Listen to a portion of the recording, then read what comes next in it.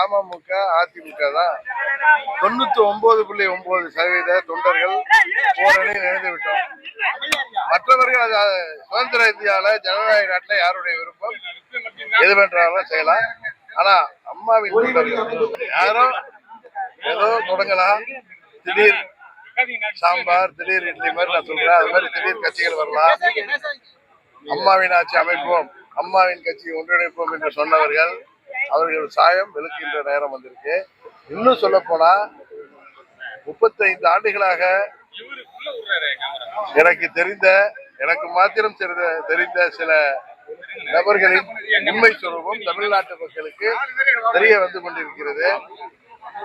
அதனால சீப்பை ஒழித்து விட்டாலோ இது போன்ற அம்மாவின் ஆட்சி வருவதை யாராலும் தடுக்க முடியாது. அதனால நீங்கள் வேண்டுமானால் அந்த 0.1% நீங்கள் எப்படி வேணாலும் எடுத்துக்கலாம். அம்மாவினுடைய கடைசி தொண்டன் தனிஞ்சிட்டனால திமுகவுக்கு சாதகமா அமையாதா? ஏற்கனவே 2021 நீங்க பெரிய பாதிப்பு, அதாவது திமுகல இருந்து எவ்வளவு பேர் பிரிஞ்சு போயிருக்காங்க, அது பாதிப்பை உருவாக்குதா இல்லையா? அதே மாதிரி எல்லா கட்சியிலையும் யாரோ ஒரு சிலர் அது சிந்துறதுனால செதறதுனால என்ன அதனால ஒன்றும் ஒரு சில பதர்களோ நீங்க அதை நெல்மணி நினைப்பீங்க, பதர்களாக கூட இருக்கலாம்.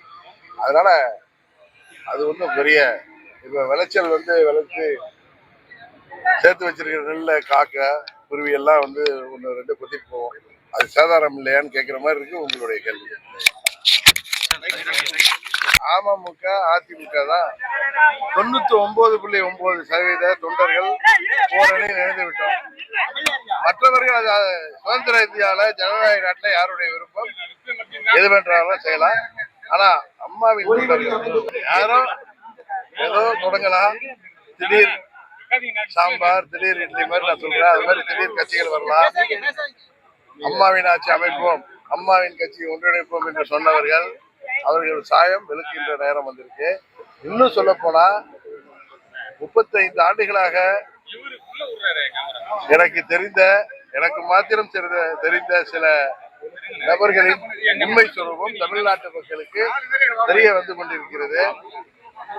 அதனால சீப்பை ஒழித்து விட்டாலோ இது போன்ற அம்மாவின் ஆட்சி வருவதை யாராலும் தடுக்க முடியாது. அதனால நீங்கள் வேண்டுமானால் அந்த 0.1% நீங்கள் எப்படி வேணாலும் எடுத்துக்கலாம். அம்மாவினுடைய கடைசி தொண்டன் தனிஞ்சிட்டனால திமுகவுக்கு சாதகமா அமையாதா? ஏற்கனவே 2021 நீங்க பெரிய பாதிப்பு, அதாவது திமுகல இருந்து எவ்வளவு பேர் பிரிஞ்சு போயிருக்காங்க, அது பாதிப்பை உருவாக்குதா இல்லையா? அதே மாதிரி எல்லா கட்சியிலையும் யாரோ ஒரு சிலர் அது சிந்துறதுனால செதறதுனால என்ன அதனால ஒன்றும் ஒரு சில பதர்களோ நீங்க அதை நெல்மணி நினைப்பீங்க, பதர்களாக கூட இருக்கலாம். அதனால அது ஒன்றும் பெரிய இப்ப விளைச்சல் விளைச்சு சேர்த்து வச்சிருக்கிற நெல்ல காக்க குருவி எல்லாம் 1-2 கொத்திட்டு போவோம். அது சேதாரம் இல்லையான்னு கேட்கிற மாதிரி இருக்கு உங்களுடைய கேள்வி.